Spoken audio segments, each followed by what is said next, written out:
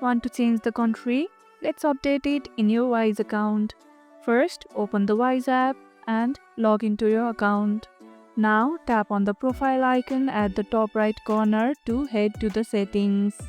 Scroll down and tap on personal details. Here, tap on personal information.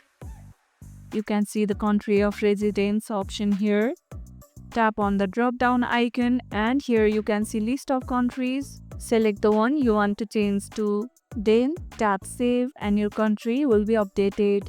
If you can't change the country, Wise may have restrictions based on your account type. Check the support page for details. Where are you using Wise from? Tell us in the comments. Now your Wise account reflects your new country.